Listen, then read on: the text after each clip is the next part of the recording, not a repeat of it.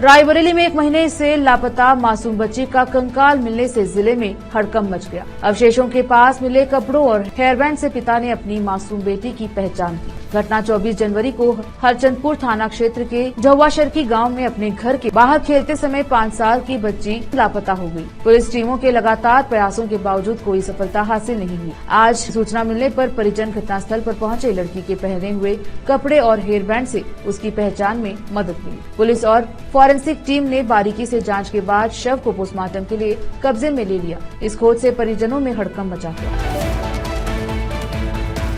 झांसी में एक विवाद सामने आया है, जहां भंडारे और मंदिरों के बीच की बातों ने एक परिवार को गहरे संकट में डाल दिया है। सोलंकी परिवार ने अपने द्वारा लगाई गई स्ट्रीट लाइट को चोरी की साजिश का आरोप लगाया है, जो मंदिर की सजावट के लिए की जा रही। इसके अलावा इनके बालक को सोलंकी परिवार के सदस्यों ने अस्पताल में मारपीट की। पीड़ित परिवार ने पत्रकारों के समक्ष अपना स्थान स्पष्ट किया और सुनवाई की मांग की है। उनका अनुरोध है कि उनकी दरखास्त को सुना जाए और उनके खिलाफ किए गए अत्याचार का सख्त से सख्त एक्शन लिया जाए। मेरा नाम है इला सोनी। इला जी, क्या घटना हुई थी आपके यहाँ जिसको लेकर रिपोर्ट हुई है, उसमें क्या हमारे यहाँ ऐसी कोई भी घटना वाली बात नहीं है, पर 3 तारीख को जो हमारे यहाँ माता रानी का भंडारा हुआ था, उसमें जो हेलोजन लाइट चोरी हुई थी, वो बल्ली धोबी नहीं चुराई थी। पर वो बार बार कहने पर भी वो मना करता रहा कि हमने ये लाइट नहीं ली, हमने ये लाइट नहीं ली, जबकि इसका फुटेज भी हम लोगों के पास है। पर वो आज तक भी इनकार करता रहा कि हमारे पास नहीं है। और 12 तारीख को हमारे यहाँ हमारे देवर की शादी थी, तो उसमें सारे मेहमान आए हुए थे। हमारी नंद भी आई हुई थी, उनका बेटा था और हमारा देवर, दोनों लोग जो है, अब रात शाम का समय है, सभी लोग निकलते हैं बाहर, शादी का माहौल, और उस दिन उसको वापस भी जाना था हमारे भांजे को।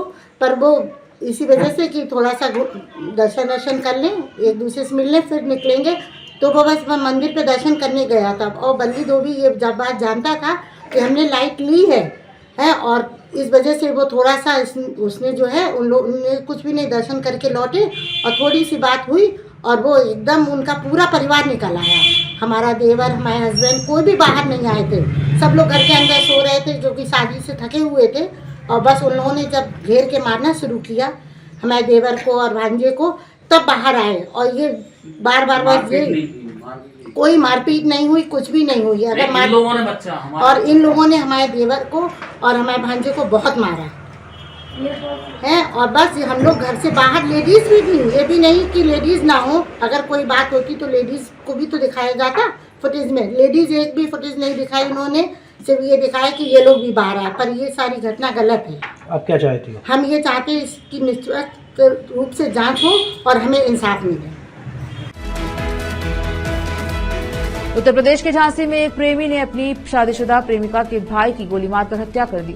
मृतक भाई की 15 दिन पहले ही शादी हुई थी। बताया जा रहा है कि जब प्रेमी ने उसके साथ भागने की कोशिश की तो प्रेमिका अपनी मां के घर आ गई। जब इसकी जानकारी प्रेमिका के भाई को हुई तो उसने इसका विरोध किया तो प्रेमी ने उसे गोली मार दी। अंगद पाल, जिनकी उम्र 22 वर्ष है, जो ग्राम खैरा थाना क्षेत्र रक्षा के रहने वाले हैं, आज जितेंद्र पाल तथा इनके एक साथी ने गोली मार दी।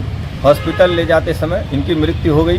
परिजनों की तहरीर पर FIR पंजीकृत करते हुए पंचायतनामा पोस्टमार्टम की कार्रवाई कराई जा रही है तथा दोनों आरोपी जितेंद्र पाल और उनके साथी को पुलिस हिरासत में ले लिया गया है। छानबीन से घटना का कारण पता चला है कि रीना पाल, जो मृतक अंगद पाल की बहन है, इसकी शादी 10 वर्ष पहले डबरा ग्वालियर में हुई थी। 14 फरवरी को अपने प्रेमी, जो घटना का आरोपी है जितेंद्र पाल, इसके साथ कहीं भाग गई थी। ससुराल वालों ने पुलिस में कंप्लेन किया था, जिसके आधार पर 19 फरवरी को इनको बरामद करते हुए इनका बयान कराया गया था।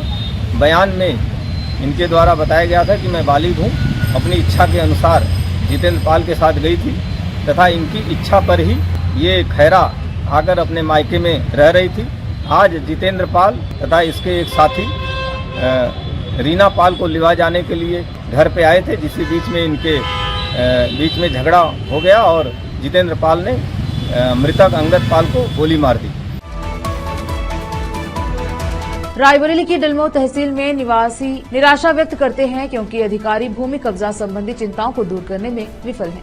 कुराली दामा गांव के एक वरिष्ठ नागरिक रामकुमार द्विवेदी ने शक्तिशाली भूमि हड़पने वालों के खिलाफ निष्क्रियता का आरोप लगाते हुए जिला मजिस्ट्रेट कार्यालय में एक शिकायत सौंपी। पूर्व शिकायतों के बावजूद कोई कदम नहीं उठाया गया, जिससे द्विवेदी ने गहन जांच और दोषियों के खिलाफ त्वरित कार्यवाही की मांग की। दादा क्या नाम है और कहाँ रहते हैं?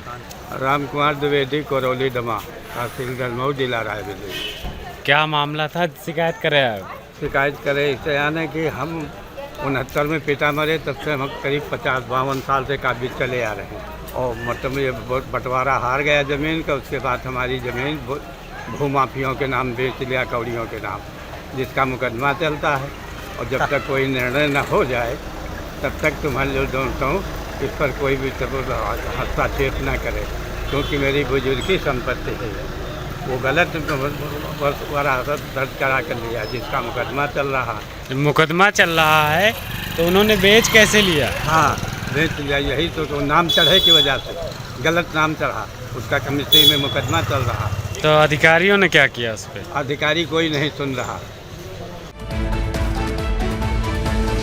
गंगोत्री इंटरप्राइजेस से जुड़े लोन घोटाले को लेकर प्रवर्तन निदेशालय ईडी ने उत्तर प्रदेश के गोरखपुर में दिवंगत कैबिनेट मंत्री हरिशंकर तिवारी के आवास पर छापेमारी की। कंपनी ने कथित तौर पर 2012 और 2016 के बीच बैंकों से लगभग 750 करोड़ रुपए का घोटाला किया, जिसमें कथित तौर पर तिवारी के बेटे विनय शंकर तिवारी शामिल हैं। ईडी ने लखनऊ, गोरखपुर और नोएडा में भी तलाशी ली। सीएम योगी आदित्यनाथ के रायबरेली दौरे की तैयारियां युद्ध स्तर पर जारी हैं। प्रमुख सचिव स्वास्थ्य एवं चिकित्सा शिक्षा एवं सांसद NHM doctor Pinky Jowel CM की कार्यक्रम की तैयारियों का जायजा लेने के लिए रायबरेली एम्स पहुंचे। प्रमुख सचिव ने डीएम हर्षिता माथुर, एसपी अभिषेक अग्रवाल, एम्स निदेशक व अन्य अधिकारियों के साथ कार्यक्रम स्थल का निरीक्षण कर तैयारियों को परखा। पीएम नरेंद्र मोदी 25 फरवरी को राजकोट में एम्स की आधारशिला रखने के साथ निर्मित 5 एम्स राष्ट्र को समर्पित करने वाले हैं। सीएम योगी आदित्यनाथ रायबरेली एम्स में एक सार्वजनिक बैठक को संबोधित करेंगे।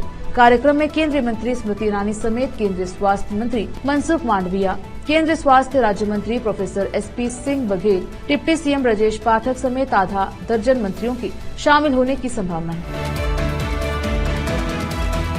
झांसी में आगामी लोकसभा आम चुनाव 2024 की तैयारियों में भारत निर्वाचन आयोग अपना व्यापक अभियान तेज कर रहा है। जिला मजिस्ट्रेट अविनाश कुमार और उप जिला मजिस्ट्रेट श्याम लता आनंद के नेतृत्व में प्रयासों का लक्ष्य 100% मतदान प्राप्त करना है।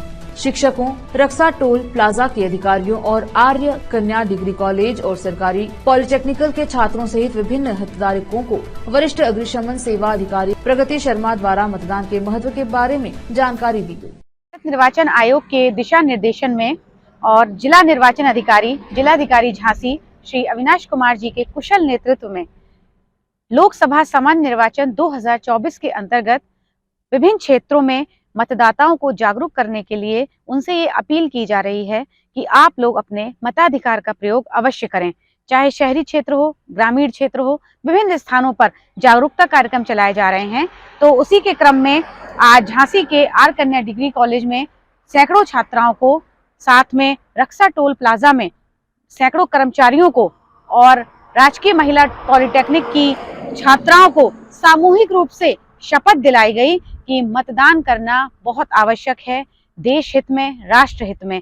इसलिए कहते हैं कि पहले मतदान बाद में दूजे काम। तो मेरा आप सभी से, झांसी की सम्मानित जनता से निवेदन है कि हम लोग अपना मतदान अवश्य करें, राष्ट्र हित में, देश हित में। इन दो पंक्तियों के साथ आप सभी से निवेदन करना चाहूंगी कि मिलकर करें मतदान, हमें परिवर्तन लाना है। मिलकर करें मतदान, हमें परिवर्तन लाना है। यदि हम हुए हताश, नहीं कुछ होना जाना है। इसलिए आप सभी से मेरी अपील है कि वोट देने अवश्य जाएं। धन्यवाद। जय हिंद, जय भारत।